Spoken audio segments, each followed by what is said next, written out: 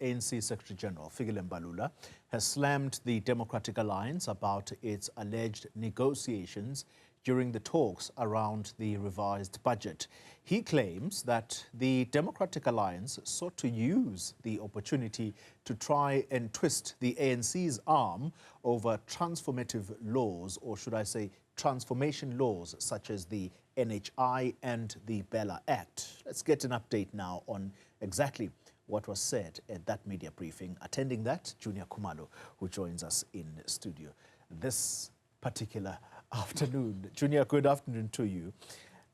We may laugh at this, but actually it's quite serious because the budget could possibly get stuck in Parliament because there's lots of people that are saying we're not going to support this budget. So talk to us about what the ANC's thoughts are around this.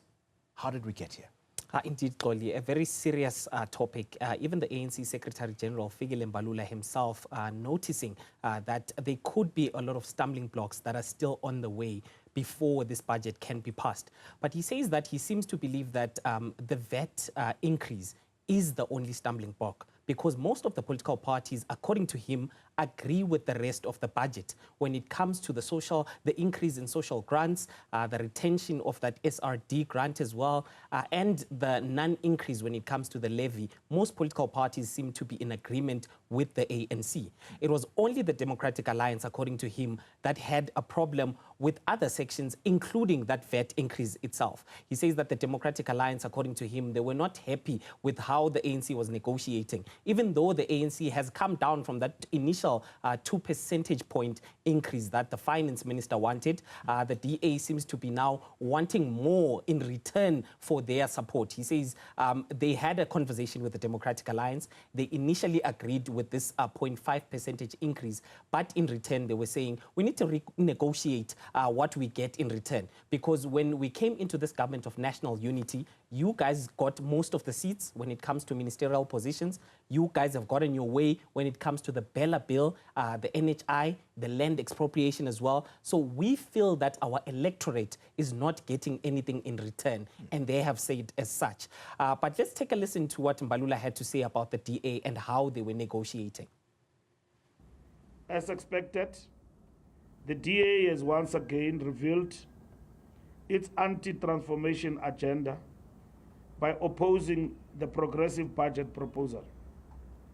Their opposition is not based on concerns for fiscal responsibility, but is instead a desperate attempt to undermine transformation, protect white monopoly capital, and roll back the democratic gains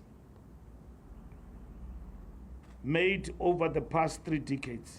The DA seeks to use the budget process as leverage to renegotiate its role within the GNU, not because it has interests of the people at heart. This has major implications for the country, Juniour. Whilst at political level, these parties are basically stuck in a war of words. There are major implications for the country. Are they cognizant of that? Indeed. From what the secretary of the ANC was saying, he seems to be aware that there is a problem that is looming here.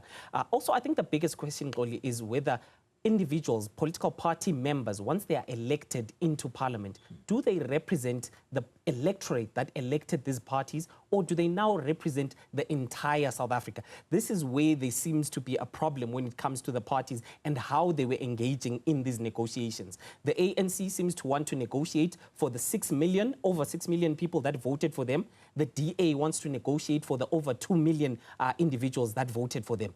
It's not considering all of the South Africans in its entirety and their needs in terms of service delivery. But Mbalula is cognizant of the problem that is looming. Let's take a listen to what he had to say about what could potentially happen if this budget doesn't pass. We hope we don't reach that. It means we would have defied everything, including national interest. Budget must be passed. Government must pass the budget to service the people. If it doesn't, then it will be a big crisis for South Africa. and for our country. I don't think we'll even reach that stage. Well, that is a very important element for the ANC Secretary General to be cognizant of. Let's take a listen now, Junior, to the government standpoint if this budget doesn't see the light of day in Parliament. Let's listen to the Minister in the Presidency, Khumbudzo Ntshavheni, for a moment. And in terms of what happens if the budget is not approved in terms of government funding, the PFMA provides for funding mechanism. We use the old budget that was done in that was approved in the previous financial year to then work until a new budget is passed, because the legislatures foresaw that implication, and it's not new. You see that in the US every day. When there's an emergency budget, emergency funding for particular things. It happens in other jurisdictions.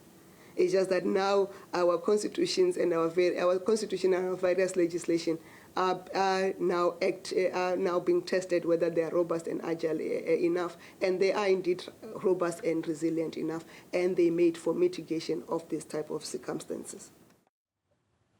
Minister in the Presidency there. Two viewpoints. One, it could be that government is trying to pacify the general public that don't worry too much.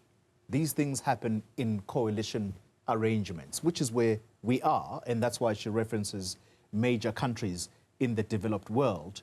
But at the same time, she can't be downplaying this, because this is a first. At the start, it was the postponement of the budget. And then you have the minister eventually delivering his speech, but this could get stuck in Parliament. Any discussions, Junior, or pending discussions about perhaps a meeting of minds, particularly between the ANC and the DA?